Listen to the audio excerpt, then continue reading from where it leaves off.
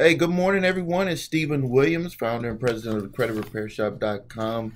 And in today's video, you know it's Friday, so what do I always talk about on Friday? I always talk about the debt that is being released in the market, and we had this week three that caught my attention. There's always debt that's being released into the market, but I pay attention to the ones that I think affect the most, the average consumer.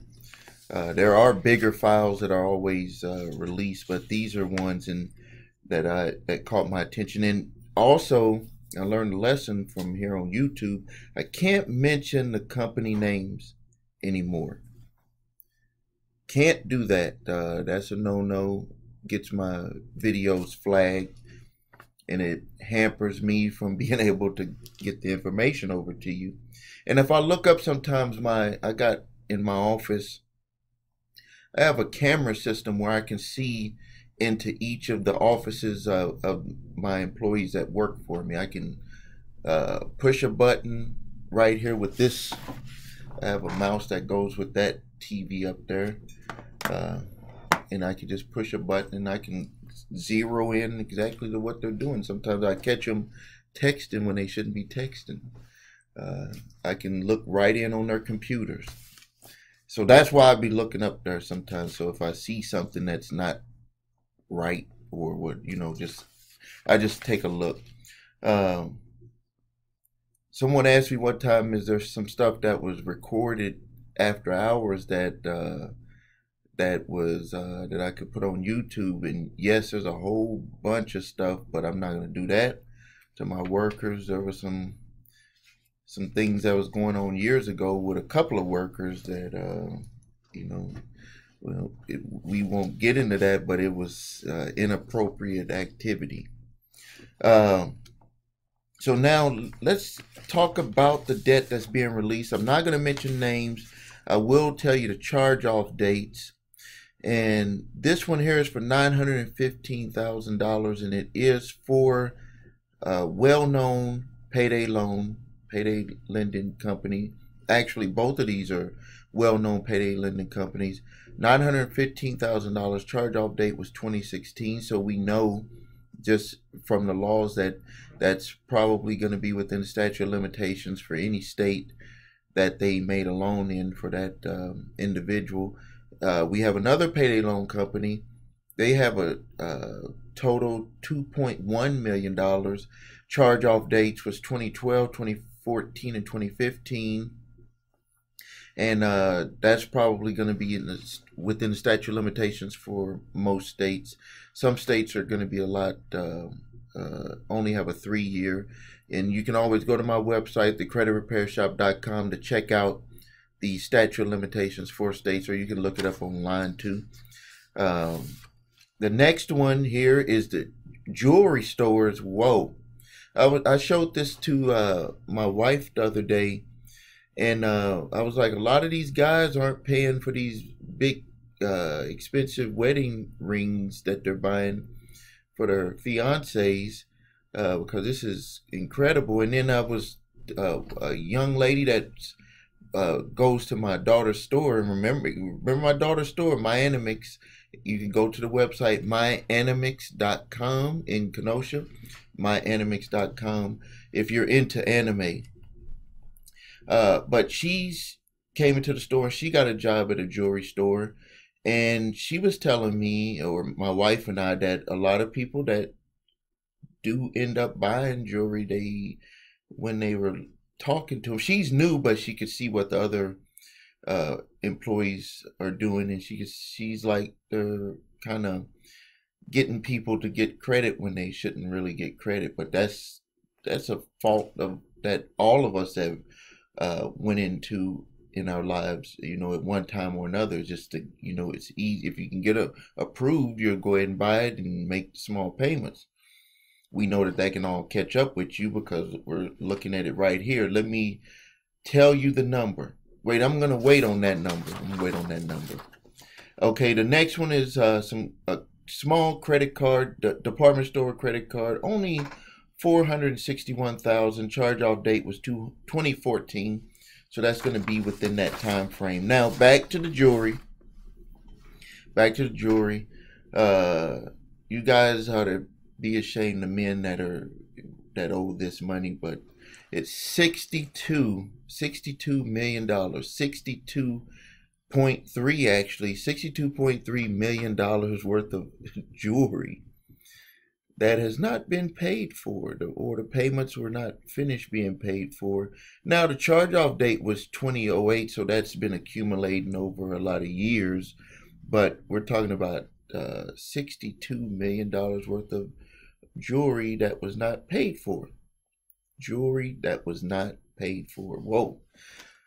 So, real quickly before I get into what I want to finish up Friday talking about, is we're just going to quickly go over what's going to happen.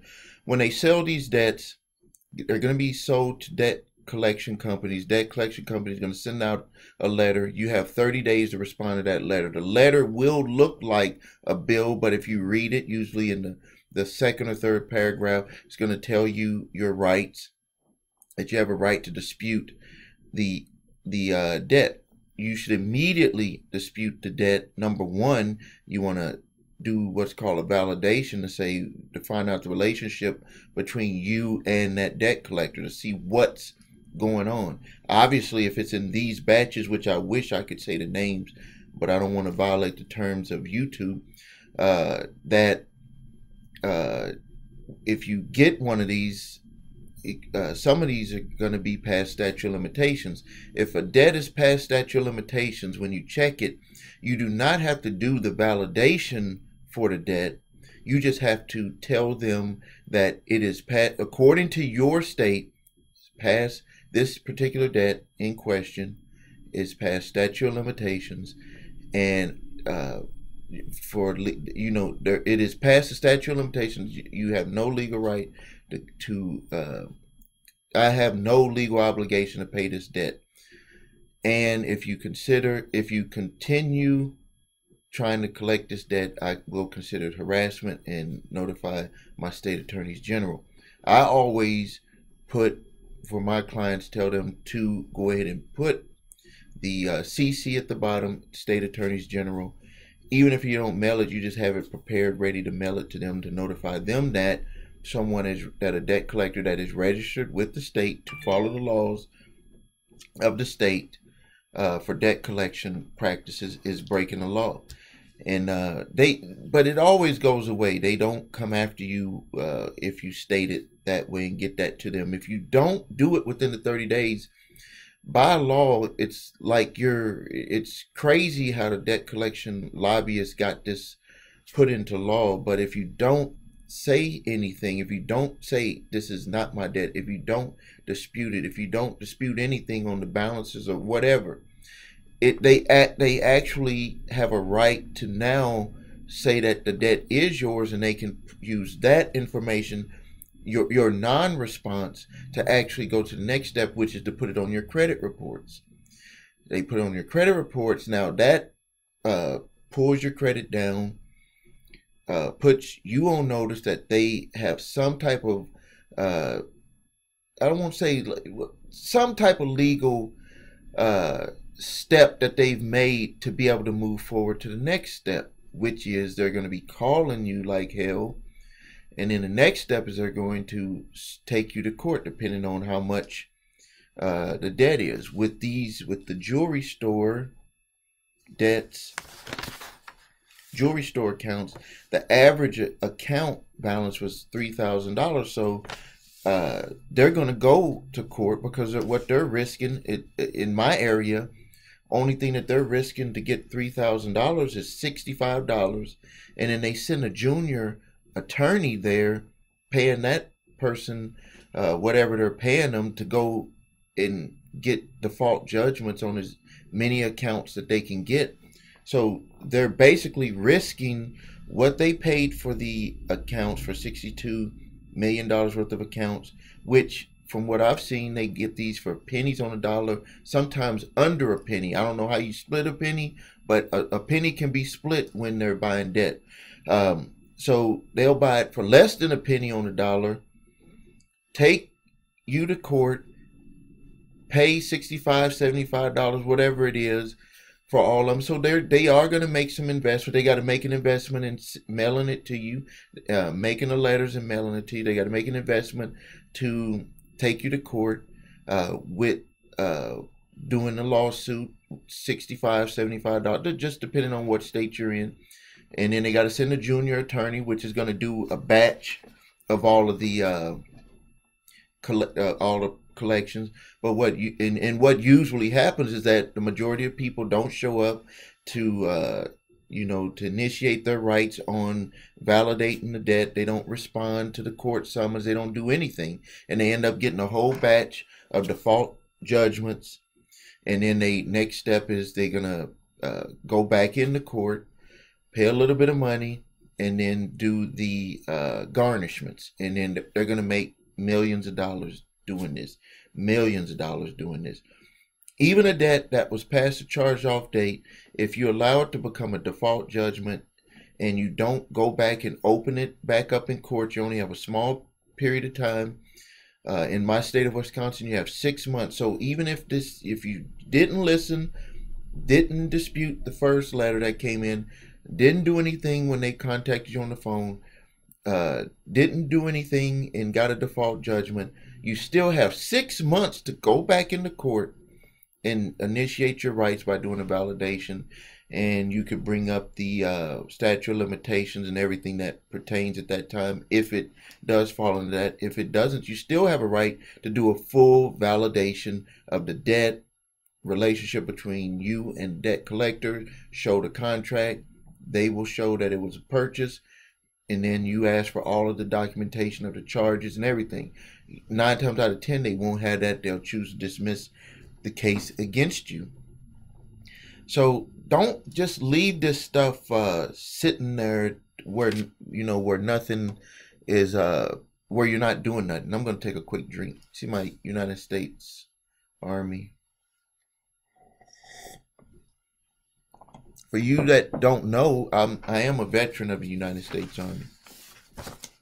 I was in the Army right out of high school, a year out of high school.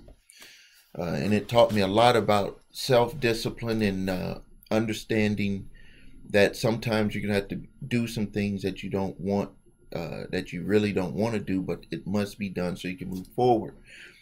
And that's going to go into my next thing that I'm going to talk about, is that settling debt. I get some of the meanest comments, ugliest comments when I talk about settling debt. People think that I'm a debt collector because I tell people that it is a potential option that you will have to settle a debt. And I just had a client that settled a medical debt yesterday, which because the insurance stuff is all scrambled after they screwed up the affordable health care plan. Now medical providers are now settling debt because there's very little ways that they're going to get paid. When they put in affordable health care, one thing that had changed with my clients is that they would, if they had the insurance, they would just have to pay the deductibles, but they would not really bend too much on those because majority of people was insured. Now that they took away the mandate, a lot of people are not insured. A whole bunch of people that are not insured.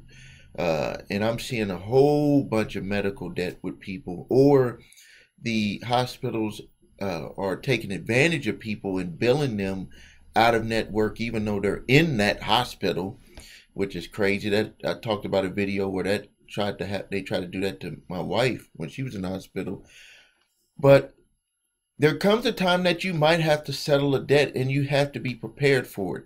We've all had to do it. I've had to settle a debt for something that really, I lost money. It was in a business transaction, but I had personally signed for some of the debt, and I had to make a settlement on $100,000, $100 and some $1,000 debt, and I settled it for $43,000 I just wrote a check, and the day that I wrote that check was the day, was like a weight was lifted off my shoulder. I was like, it's over with. And I made all of that money back plus more like a month or two later. Because if it comes a time that you have to pay a debt, if it's something that's proven, you know, went through all of the channels, you need to go ahead and pay the debt so you can move forward. I'm not about living in the past with things. A lot of people wake up and they just relive the past. They never allow themselves to be able to move forward. Sometimes when you're dealing with old debts that you do have to pay, it's best to just make a settlement.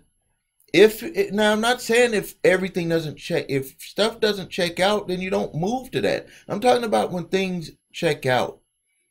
That's what people don't talk about on these videos. They never talk about what happens to me, that person who doesn't fit into that any of those technicalities to get out of that debt. What happens to me? And I'm gonna tell you, because my office deals with thousands of customers, over 100,000 customers over the years, that people do end up being in a situation that they have to pay the debt. And I can tell you, every one of the customers that follow through with what we were able to arrange for them had smiles on their faces, felt like a weight was lifted off their shoulders. They moved forward. They got that done and over with. And when they, like a year later, they would call back and they would say, you know, that was one of the best decisions that I ever made with your help. With that, you know, the decision they made is that they need to pay the settlement amount. That's what in their mind, it clicked and said, if I'm going to move forward, I need to go ahead and deal with this. And we would set up arrangements. Some of them paid a lump sum settlement. Some of them had to do payments. But 100% of them, when we talked to them, they say it was the best decision they ever made because it allowed them to move forward. It allowed them to move forward in their life. So if everything checks out, statute of limitations, validation, you know, then you're gonna have to get ahead of it and do a settlement. Now let's talk about some motivation. When I do my ads for my credit repair company, and I run ads on social media, I run ads on different advertising networks. But when I run it on social media, one thing that catches me, it really catches me, because I'll look in and see how things are doing. I mainly handle the advertising for my company, and I allow my employees to do the work for the customers, but I pay attention to what people are saying and peek in and look at customer service to make sure that we gotta, you know, things that we gotta do to tighten that up. And I see on there a lot of people using the word help. Just imagine if somebody came and they walked up to you and they used the word help. What would you think? What does that pull into your mind, the picture? Person walks up to you and they say, I need help. In my mind, what it brings to me is that I think that a person, when they come to you and they say that they need help, is that they're feeling that they're at the end of the line. Their self-esteem is low, their confidence is low. They feel that they have no options and they have to extend their hand and reach out. And something, I don't want to say it's a secret, but I think it's a secret that's right in front of all of our faces. When it comes to being able to succeed in anything in life, the first person that has to change is you. Me. If I want to succeed even if I'm going to work with a company, the first thing that has to change is me. And you have to change your outlook. You have to change your self-confidence. You have to change your self-esteem. You have to increase your self-esteem. Or there is a potential that it won't work. There's a book here. Let me get this. Laws of Success, Napoleon Hill. Napoleon Hill.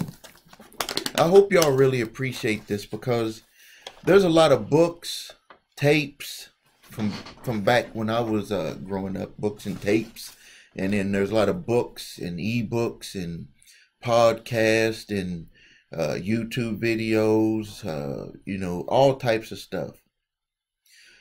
But when I learned this right here, this is like an answer that I had always was looking for, but no one had ever gave it to me. And then when this is the thick book from Napoleon Hill, Law of Success, and actually this is the universal law of cosmic habit force. This is not in, if you go and get his books from the store, this section was actually taken out because a lot of people did not understand it and believe it. This is the one that is not really taught. It's taught by people like Bob Proctor and others, but it was taken out.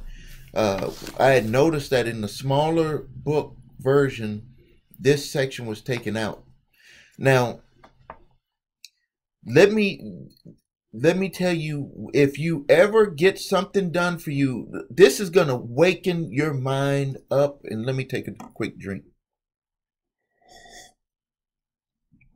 I'm about to light up your brain, because when you understand this, this is how you can understand how a person like myself, I didn't go to college, did good in high school, made good grades, floated around for about a year after I graduated, ended up joining the military because I didn't know what I wanted to do with my life. In a way, ran to the military. How can a person that did that become a millionaire by the age of 30, where I was actually only working 2 days a week? For years, I had worked 2 days a week. I actually work more now. I just turned 51 yesterday on August 29th. I've worked more now since, I think it was about 2006 I started working more. But through my 30s and early 40s, I was working like 2 days a week, 3 days top a week. But this was something that I did on accident, and I'm going to tell you so you can do it on purpose. Now, before I read it, I'm going to give you a quick, well, let me read it and then I'm going to give you an example. Okay, Napoleon Hill, the universal law of cosmic habit force. Once you have placed yourself under the influence of proper associates, you must adopt some definite plan by which to attain the object of the alliance and proceed to put that plan into action. The plan may be a composite plan created by the joint efforts of all the members of the mastermind group. If one plan proves to be unsound or inadequate, it must be revised or replaced by others until a plan is found that will work. But there must be no change in the purpose of the alliance. Can't change the purpose of the alliance. Then you must remove yourself from the range of influence of every person in every circumstance that has even a slight tendency to cause you to feel inferior or incapable of attaining the object of your purpose. Right there.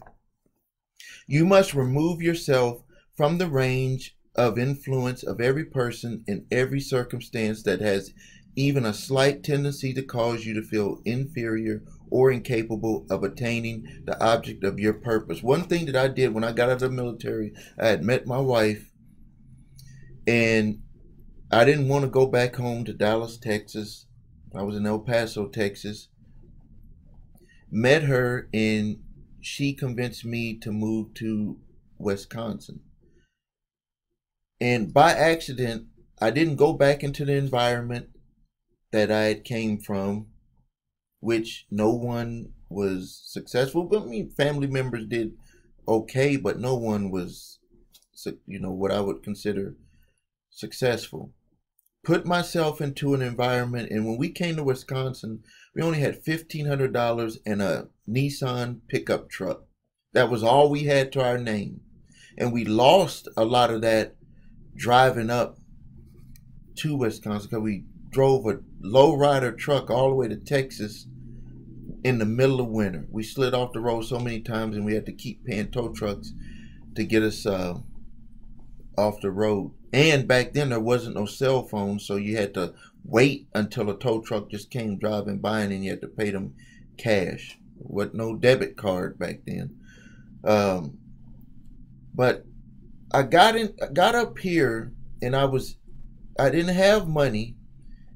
Got a low wage security guard job, but one of the things that we had in our mind is that we wanted to make something of ourselves. We together, we were our mastermind. My wife, who became my wife, and I was the mastermind group. And no matter, we tried some things. We were in our early 20s. We tried some things. They failed, but we kept trying, and then we came upon an opportunity to sell advertisement, and we knew nothing about being an advertising business. But we did it. We said we're going to do it, and we're going to keep working at it until we succeed. We had no money to even start the business, but we just did it. And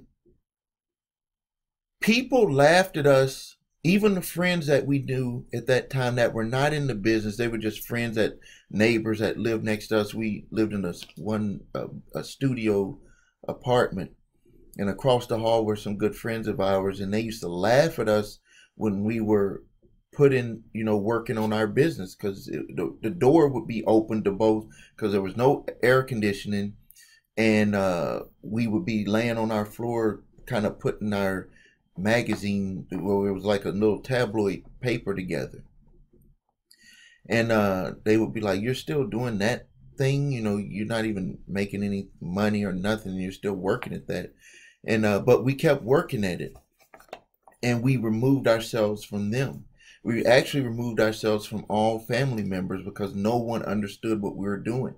And that's something that you need to understand. You don't need people to believe in you to be successful. You have to believe in yourself. You have to believe it. They don't have to believe in you. You have to believe in yourself. When you believe in yourself, other people come to you that believe in you. And so we removed ourselves from any influence of people that said we couldn't do it. We didn't listen to people who tried to make us look, that tried to make us feel inferior, because when we started our publication, there were some people that were like, "You don't even have money to start this." And I used to work for a publication at that time. Just to give you a little bit of history, at that time, the free publications were starting to come out, because the software and the computers were available. So a lot of people were starting to make these free publications, or tabloids, or magazines. You probably have one in your city. This is ours that we have. This is about to be 30 years old, this publication that we started. And it helps small businesses advertise their businesses.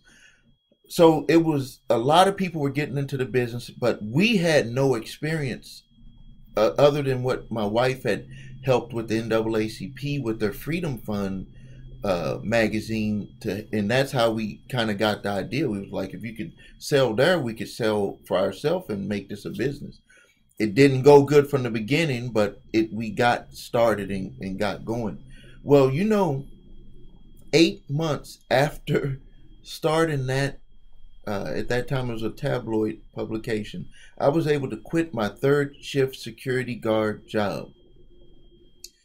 And I remember when I quit that job that it was hard for me to quit that job. It was just very difficult for me to quit because I had that security, even though I was only making uh $364 or $384 every 2 weeks. It was still very difficult for me to quit that job. I was working at third shift from 8 to 4 in the morning, and I would work my business, get a couple hours sleep and then work my business after that with my wife. But it was very difficult for me to quit that. But when I look back, we did exactly what this was. Is we removed ourselves from the range of influence of every person in every circumstance that has even a slight tendency to cause you to feel inferior or incapable of attaining the object of your purpose. When it comes to you with changing something in your life, either you're going to have to give it and allow someone to do it for you, and you need to back your way out of it. You know what the goal is, and you allow your, so to speak, mastermind team to work on it. Or you become part of the mastermind team and you understand that everyone on your team must fit this profile. They cannot make you feel inferior. They cannot make you, feel like you can't attain it. They can't say, well, who do you think you are? Why are you going at this? I told you so, all of that. You can't be with that person. When my wife and I, when we, no matter what, even if we made mistakes, we were still on the same team. We're still on the same team. So, because if you don't do that, you're going to end up falling apart. It's never going to work. And when I talk about my customers, when I look at my customers for all of my companies, not just the credit repair shop, when something doesn't go right, when I have two people that are just about the same with their credit repair issues, and customer A, we take care of them 2, 3 months, 4 months, 6 months. Everything is done. They're moving forward. Customer B, it is not working the same way. There's always problems with this customer. When I look back at it, it's because that individual didn't change on the inside. They didn't make the decision that the work that we're going to do, that number one, we're doing the work, and number one, they're working on themselves. They put into the universe that their bad habits or their bad feelings, they kept putting that into the universe, and you're going to end up getting what you want. When you put into the universe, that's why you got to change. You have to change on the inside, because you will put your defeat into the universe. Why is it that some people say everything just keeps happening bad to me, or nothing good happens to me, or I don't deserve anything? It's because you keep putting into the universe that those things, and it will materialize at some point what you keep asking for. You should turn that around, and you should ask for what you want. You should visualize what you want. You should paint a picture. You should imagine it. You should act like you're touching it, just like this pen in my hand, just like this cell phone in my hand, just like this book. Your life needs to be where you can see that. And if you do that over and over and over again, you will see that things will materialize your way. And I'm not going to say how quick it'll happen. I'm not going to say it'll happen every time. But I will say that if it doesn't happen, you will be able to trace back that there's some aspect in your belief in yourself on why something didn't work. It's always that way. I always blame myself for things that don't work, so I could make the change rather than waiting for someone else to make those changes. And when I set up my businesses, what I do is I put people in place, and if anyone that I put into place gives me any feeling of any of this, I get rid of them. If anyone is just not on the team, I get rid of them. Now, I'm not talking about someone being a yes man. You got to say yes to everything. Or woman. What I'm saying is that a person needs to be on the team, and there's a common goal that we're all working for. And so I make that mandatory when I set up my businesses, and when I hire someone, I make it mandatory. So I hope that you got a lot out of this one. This is a very long video, and if you need to, you probably should watch it several times, because when I was because when I on my way to getting to where I am and where I want to be, sometimes you want someone to like give you the real, like tell me what you're thinking, the real, and that's what I'm doing for you. Like, a lot of people don't really give you access to them in a way that where you can ask them a specific question about something so they can move forward and make big changes in their lives. So that's why I make these videos. That's why I take the time to do them. I know this one was long. It looked like it's over 36 minutes, but hey, I had a lot to talk about. So if you need help, visit our website, thecreditrepairshop.com. Post your comments below. If you need your credit reports, please use the link below, your3scores.com. Grab those reports. You need to know what's on there in case you find yourself in a situation where you're going to need to settle debt, dealing with these debt collectors that are going to be buying these accounts. All right, thanks a lot.